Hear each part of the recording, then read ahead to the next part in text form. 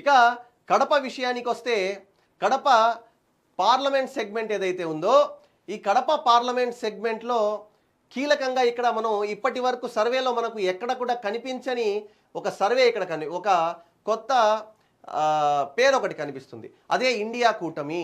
India కూటమి ఈ parliament సెగ్మెంట్లో ఇండియా కూటమి ఏదైతే ఉందో అనూహ్యంగా 24% ఇక్కడ ఓట్ షేర్ చేసుకుంటుండగా ఎన్డీఏ అభ్యర్థికి 21% రాబోతుంది. వైఎస్ఆర్సీపీ ఈ రెండు కలిపితే 45% ఉండగా వైఎస్ఆర్సీపీ మాత్రం 52%తో ఇక్కడ వైఎస్ఆర్సీపీ అభ్యర్థి ప్రాబబుల్ విన్నర్ గెలవబోతున్నారని చెప్పి ఇక్కడ అర్థమవుతుంది.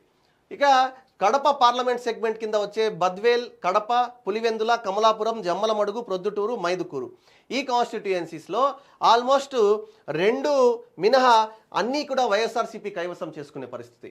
Badvel SC 39%, NDA 52%, YSRCP probable YSRCP. Kadapa 43%, NDA 51%, YSRCP probable YSRCP.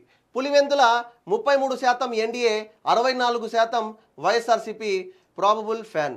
Kamalapuram 48%, NDA 44%, YSRCP రావడంతో ఇక్కడ తెలుగుదేశం పార్టీ అభ్యర్థి గెలిచే అవకాశాలు ఉన్నాయి.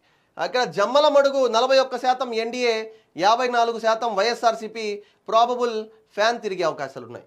ప్రొద్దుటూరులో 43%, ఎన్డీఏ 48%, వైఎస్ఆర్సీపీ అభ్యర్థికి వస్తుండడంతో ప్రాబబుల్ ఫ్యాన్ తిరిగే అవకాశాలు ఉన్నాయి. ఇక మైదుకూరులో 48%, ఎన్డీఏ 44%, వైఎస్ఆర్సీపీకి వస్తుండడంతో ఇక్కడ తెలుగుదేశం పార్టీ అభ్యర్థి గెలిచే అవకాశాలు ఉన్నాయి.